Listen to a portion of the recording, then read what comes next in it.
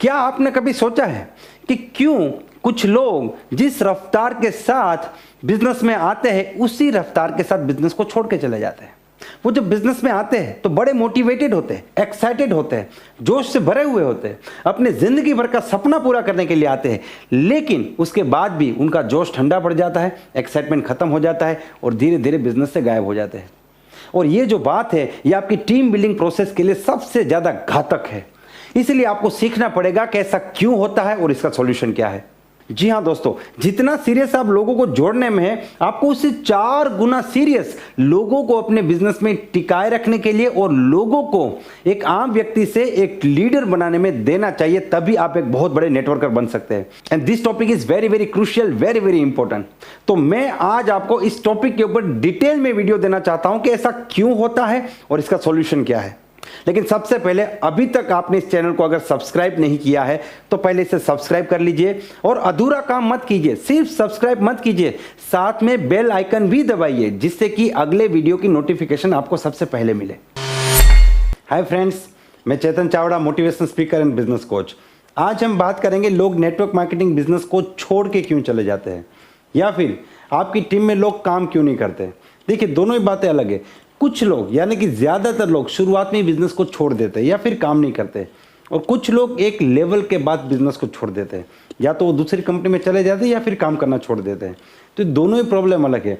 दूसरा जो प्रॉब्लम है उसके ऊपर मैं एक अलग से वीडियो बना के दूंगा, लेकिन आज का वीडियो है शुरुआत में लोग बिजनेस क्यों छोड़ के जा रहे हैं। तो आइए देखते हैं वो कौन कौन से रीजन है जिनकी वजह से लोग बिजनेस में एक्टिवली काम नहीं करते या फिर शुरुआत में बिजनेस को छोड़ के चले जाते हैं।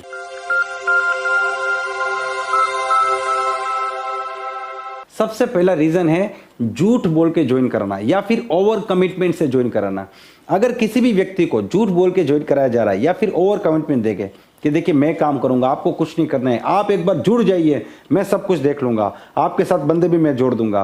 तो जब इस प्रकार की बातचीत से, ओवर कमिटमेंट से किसी को ज्वाइन कराते हैं तो वो व्यक्ति जुड़ने के बाद कभी काम नहीं करता। वो पहले दिन बिंदास हो जाता है, ठीक है मुझे कुछ करने की जरूरत नहीं, जो करना ये बंदा करेगा, और उसके बाद वो आपका सुपरवाइजर बन जाता है। सर एक बंदा भेज रहा हूँ प्लान दिखाइए, सर 2 बंदा भेज रहा हूँ प्लान दिखाइए, सर इधर जाइए उधर जाइए, अरे भाई आपका तो काम है, आप क्यों नहीं जा रहे। उसका एटीट्यूड ऐसा बन जाता है, और इस प्रकार के एटीट्यूड से बंदा बिजनेस में टिक ही नहीं पाएगा। तो सबसे पहला रीजन है, जब हम ओवर कमिटमेंट देके या झूठ बोल के लोगों को बिजनेस में लेके आते हैं तो वो लोग बिजनेस को छोड़ देते हैं।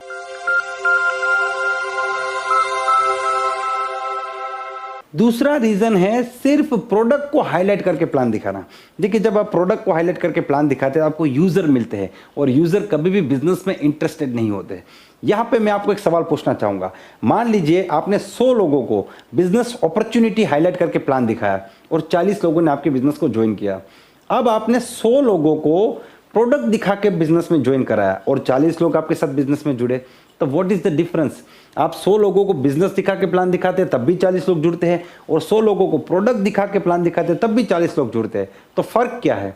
फर्क है लोगों का।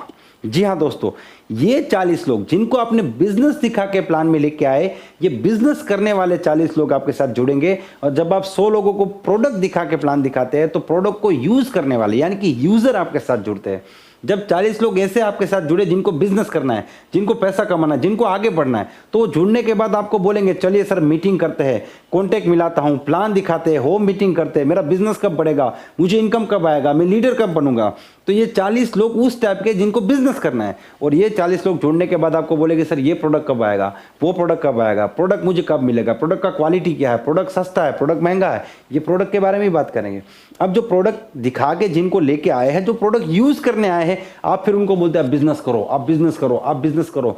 तो वो बोलते हैं नहीं भाई हम तो प्रोडक्ट यूज करने हैं, हम प्रोडक्ट यूज कर रहे हैं। तो जब आप सिर्फ प्रोडक्ट दिखा के लोगों को ज्वाइन कराते हैं तो लोग बिजनेस में आते हैं, जुड़ते हैं, उनमें से कुछ लोग कन्वर्ट भी होते हैं, ऐसा नहीं है कि बिल्कुल नहीं होंगे, लेकिन रेशियो बहुत कम होगा। फिर धीरे धीरे ये लोग जो है वो बिजनेस से चले जाते हैं। क्यों? क्योंकि दुनिया में कोई भी व्यक्ति जिंदगी भर एक ही प्रोडक्ट इस्तेमाल नहीं कर सकता। हाँ, लेकिन अगर उसको बिजनेस करना है, अगर वो बिजनेस में इंटरेस्टेड है और उसको पता है यहां से इस कंपनी के प्रोडक्ट इस्तेमाल करने से वो कामयाब हो सकता है, करोड़पति बन सकता है, आगे बढ़ सकता है, तो फिर वो जिंदगी पर इस कंपनी के प्रोडक्ट यूज करेगा और लोगों को भी कराएगा। तो अगर आप किसी को परमानेंट यूजर बनाना चाहते हैं तब भी आप उनको बिजनेस अपॉर्चुनिटी दिखाकर ही बिजनेस में लेके आए। तो ये दूसरा रीजन है जिनकी वजह से लोग बिजनेस से गायब हो जाते हैं। देखिए, एक बहुत ही इंपॉर्टेंट बात आपसे बताना चाहता हूं, प्लान दिखाते वक्त आप कौन से शब्दों का इस्तेमाल करते हैं ये डिसाइड करता है कि वो व्यक्ति बिजनेस में कितना टिकेगा। अगर आपने प्लान दिखाते वक्त ये बोला आपको कुछ करने की जरूरत नहीं, सब कुछ मैं करूंगा, तो समझ लीजिए आपने उस इंसान की कब्र खोद दी है। उस व्यक्ति को बिजनेस में गायब करने का रास्ता आपने खोल दिया। आप खुद ही उसको मार रहे, आप खुद ही उसको दफना रहे।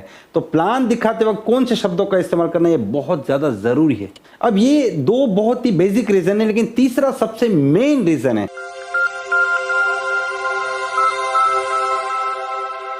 जो लोग कुछ समय काम करने के बाद बिजनेस को छोड़ देते हैं। उसके ऊपर हमें बात करने की जरूरत है जो बहुत ज्यादा महत्वपूर्ण है। देखिए, इस रीजन को समझने के लिए पहले आपको एक एग्जांपल समझने की जरूरत है।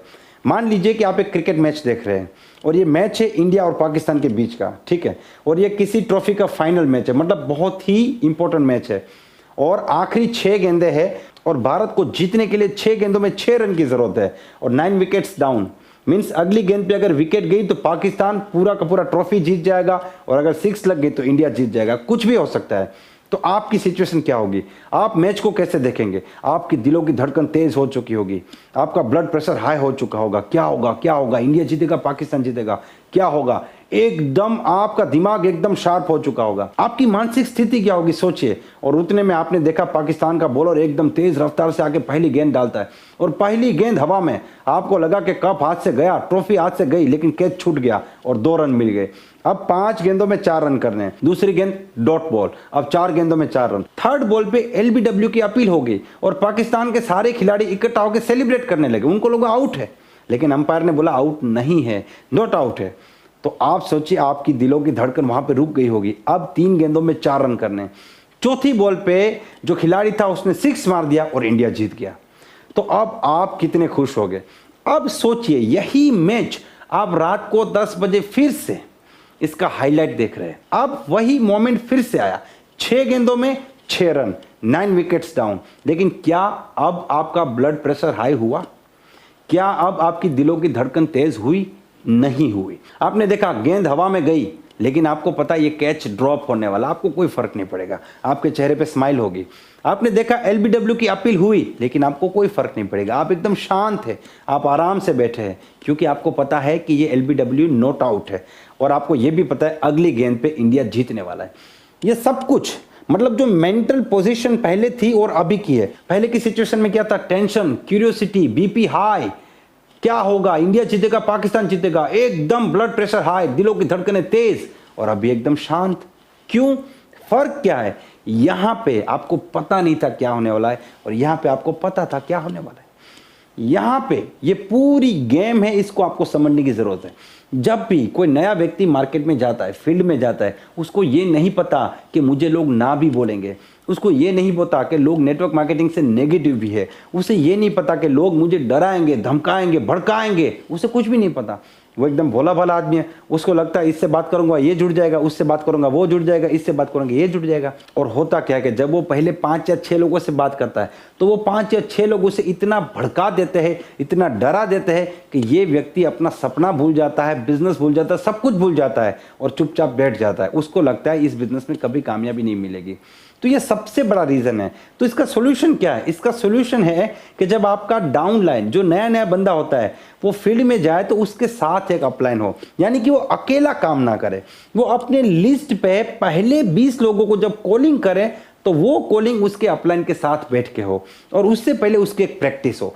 ये बहुत इंपॉर्टेंट है। लिस्ट बन जाता है, बंदा अकेले फील्ड में चला जाता है, मार्केट में चला जाता है, लोग उसका शिकार कर लेते हैं, बंदा बिजनेस से गायब। 70% लोग इसीलिए बिजनेस को छोड़ देते हैं। 70% लोग, एक सर्वे कहता है कि 80% लोग 90 डेज के अंदर बिजनेस को छोड़ देते हैं, क्योंकि वो लोग इस बिजनेस के कल्चर को ही नहीं समझ पाते हैं। इस बिजनेस में 3 अलग अलग फेजेस में से गुजरना पड़ता है, उसको ही नहीं समझ पाते। मैं ट्राई करूंगा इसके ऊपर भी एक वीडियो बनाऊंगा कि नेटवर्क मार्केटिंग बिजनेस के कौन कौन से फेज है जिससे गुजर के 5 साल में हम एक बहुत बड़ी सफलता हासिल कर सकते हैं। लेकिन नए बंदे को ये कुछ नहीं पता। ये बिल्कुल ऐसा है जैसे कि मान लीजिए एक व्यक्ति मोटिवेटेड हो गया स्विमिंग सीखने के लिए, ठीक ठीक है, और आपने उसे बहुत मोटिवेट किया कि तू तैर सकता है, तू जा तैर, पानी में कूद जा, और वो आदमी अकेला गंगा में जाके कूद गया। अब वो वापस नहीं आएगा क्योंकि उसे तैरना नहीं आता। लेकिन उसके साथ अगर एक सीखा सिखाया बंदा जिसे स्विमिंग आता है, वो अगर उसके साथ पानी में कूदता तो ये उसे डूबने नहीं देता और उसको धीरे धीरे धीरे धीरे तैरना सिखा देता। तो ये सबसे बड़ी गलती है कि नया आदमी जब अकेला लिस्ट पे काम करता है तो उसमें से 90% लोग गायब हो जाते हैं, या जो नेगेटिव लोग मिलते हैं वो उसके दिमाग में ऐसी ऐसी बातें भर देते हैं कि उसके बाद वो बंदे का मोटिवेशन खत्म हो जाता है।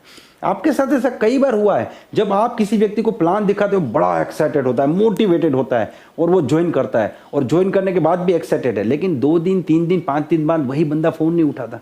जब बंदा फोन करके बोलता है नहीं मैं अभी बिजी हूँ, मुझे जॉब पे जाना है, मैं थक चुका हूँ, थोड़े दिन बात करेंगे, अभी नहीं करना, और कई बार तो फोन पे बोल देते हैं आज के बाद फोन मत करना, मुझे नहीं करना, मेरी प्रोडक्ट आती है तब भी ठीक है, नहीं आती तब भी, लेकिन मुझे फोन मत करना, क्योंकि यहाँ पे कोबरा डस गया है, जहर उसको चढ़ा दिया है, तो आपको जहर निकालना पड़ेगा और उसको वापस में बिजनेस में लाना पड़ेगा। लेकिन वो मुश्किल है, हर आदमी नहीं कर पाता।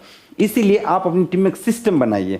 उसको पहले से अगर पता होगा, देखिए मान लीजिए कि अगर उसको पहले से बताया गया, एक एग्जांपल के जरिए मैं आपको समझाता हूं। एक बंदे का 100 लोगों का लिस्ट है, उसको पहले बताओ कि ये 100 लोगों का लिस्ट है, इसमें से 30 लोग पॉजिटिव है, 30 लोग नेगेटिव है, 30 लोग न्यूट्रल है।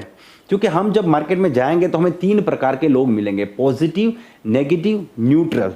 पॉजिटिव वो लोग जो जिंदगी में आगे बढ़ना चाहते हैं, आपके जैसे मेरे जैसे। नेगेटिव वो लोग जो हर चीज में नेगेटिव बात को सुनते हैं, हर बात में नेगेटिव पासा ढूंढते हैं, हर सिचुएशन में नेगेटिव को ढूंढते हैं, क्योंकि उनकी मेंटालिटी नेगेटिव है। न्यूट्रल वो लोग हैं जिनका अपना कोई डिसीजन नहीं है। आपने बोला अच्छा है तो बहुत अच्छा, घर पे जाकर पापा ने बोला नहीं अच्छा तो नहीं अच्छा, उनकी अपनी कोई सोच नहीं, उनके फैसले वो खुद नहीं ले पाते। तो जब हम मार्केट में जाएंगे तो पॉजिटिव लोग हमारे साथ जुड़ेंगे, नेगेटिव लोग हमको बोलेंगे आप भी मत करो, वो तो खुद नहीं करेंगे, हमको भी बोलेंगे आप भी मत करो, क्योंकि वो बहुत ही ज्यादा नेगेटिव है। और न्यूट्रल लोग है वो लोग एकदम से नहीं जुड़ेंगे, 1-2 मीटिंग के बाद जुड़ेंगे। तो जब आप मार्केट में जाएंगे तो आपको ऐसा भी बोलने को मिल सकता है कि ये सब बकवास है, चेन सिस्टम है, चैनल सिस्टम है, बंद हो जाएगा, बर्बाद हो जाएगा, मत कर, ये सब कुछ होगा।